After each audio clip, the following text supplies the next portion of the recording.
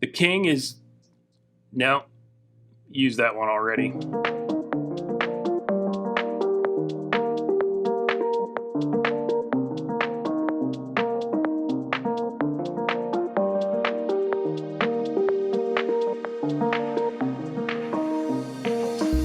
Welcome back, friends. Happy Monday.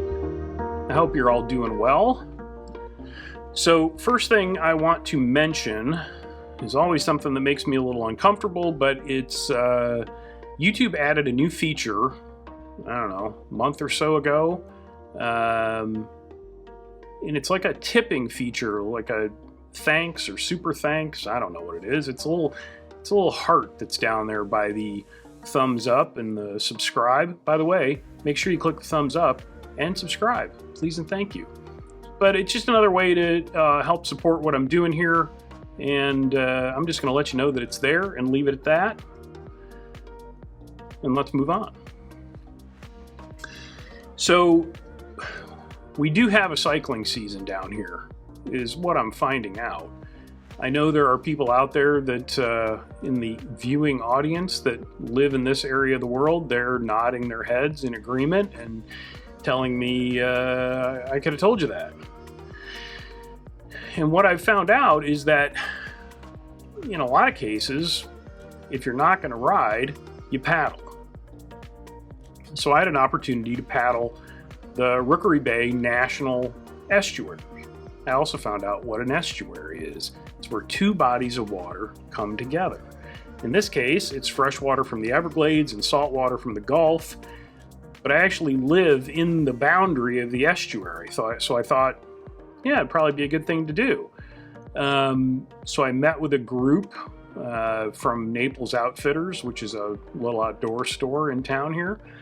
And I rented a kayak and we went out and paddled. Now, I've just gotten kind of accustomed to the idea of there being alligators basically everywhere.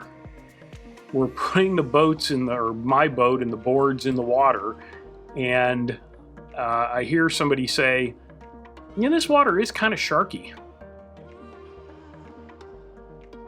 Kinda sharky. Could we take a beat, please, between alligators and kinda sharky? But it's a beautiful area, and again, it was in the 60s. They wanted to put a road through Rookery Bay. And again, it kind of boggles my mind, the people back then that had the foresight to get together, stop that road from being built, and protect that land. And now, of course, we're finding out how important mangroves are to the local ecosystem and the environment just in general.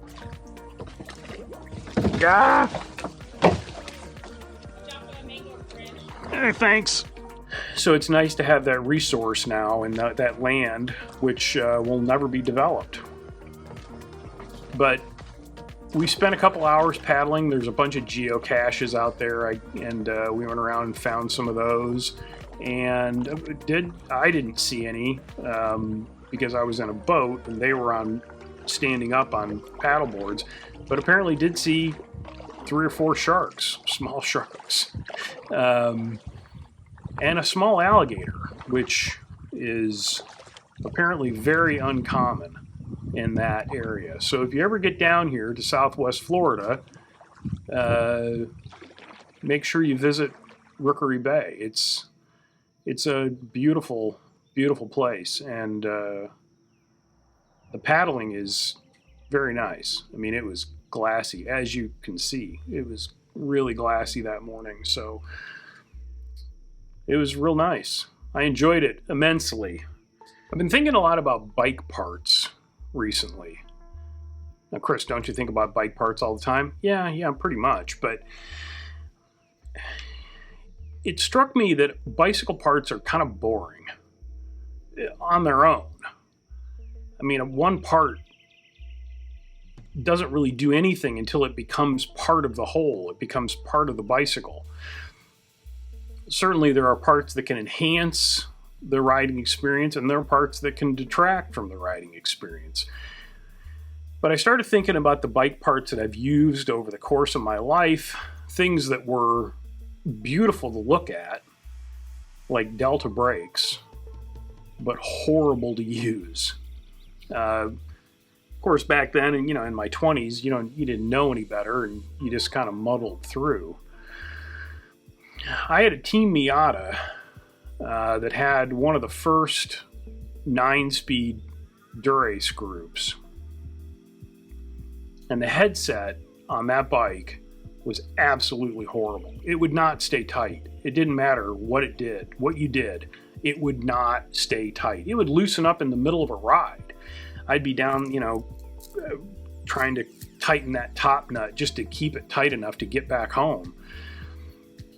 Which led me to thinking about headsets. And of course, it brings you to, if you think about headsets and you start thinking about good headsets, your mind kind of immediately goes to the Chris King headset. Perhaps the first, dare I say, luxury bicycle part. The first really good aftermarket part, maybe? I mean, he took what was one of the most innocuous parts on the bicycle and turned it into a status symbol, really. I think I paid $50 for my first Chris King headset. It might have been $80, I can't remember. Whatever it was, it seemed like an inordinate amount of money at the time. And I think that headset followed to the next couple of bikes. I'd stick a cheap headset in, sell the bike, and then put the Chris King in the new bike. I wonder if people still do that.